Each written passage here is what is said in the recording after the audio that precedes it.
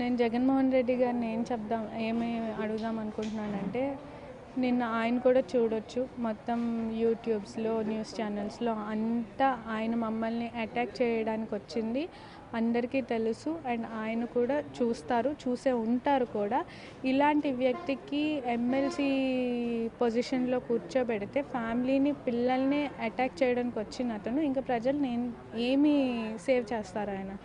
So ఆయన్ని ఆ party నుంచి అండ్ ఆ పదవి నుంచి తొలగించాలని నేను జగన్మోహన్ రెడ్డి గారిని రిక్వెస్ట్ చేస్తున్నాను. ప్రస్తుతం అయితే ఇప్పుడు కేసులోనే ఇప్పటి వరకు మీరు ఎంతవరకు ఈ ఆందోళన కొనసాగిస్తారు? మీరు అసలు ఎంతవరకు కొనసాగిస్తారు? మేము ఇక్కడే ఉందాం అనుకుంటున్నాం. మేము ఎక్కడికి వెళ్ళేది లేదు. మేము ఇక్కడ ఎంతవరకు కొనసాగిస్తామంటే మేము ఇక్కడే ఉంటాం. మేము ఎక్కడికి వెళ్ళేది లేదు. ఇది మా ఇల్లు, మాకు అన్ని లీగల్గా అన్ని రైట్స్ ఉన్నాయి.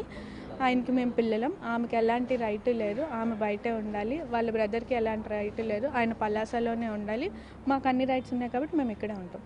మీ నాన్నగారితో కలిసి ఉంటామంటున్నారు, ఎలా అవుతుంది? ఎలా సాధ్యం అవుతుంది? మీ అమ్మగారికి ఆయనకి ఇప్పుడు గొడవలు అన్నీ జరిగాయి, ఇక్కడే ఉంటాము. ఎలా ఉండబోతున్నారు అంటే మీ నాన్నగారితో ఉంటారని మీరు అంటున్నారు. మీ అమ్మగారిని ఆయన దగ్గర చేర్చుకునే పరిస్థితి కనిపించట్లేదు. ఎలా మీ నాన్నగారితో ఎలా మీరు క్లోజ్ అయ్యారు? అప్పుడు ఆయనకి మా మమ్మీతో ఉండడమే అంత ఇబ్బంది అయితే మా మమ్మీ ఆ ఇంట్లో ఉంటారు, ఆయన ఈ ఇంట్లో ఉంటారు. బట్ వాళ్ళ ఎవరది ఆ ఇల్లీగల్ ఎఫ్ఐఆర్ పెట్టుకున్న ఆమె ఈ ఇంట్లోకి రావడానికి వీల్లేదు. మా మమ్మీతో ఎలాగైతే అక్కడికి వెళ్ళి ఉంటాం, మేము మా డాడీతో కూడా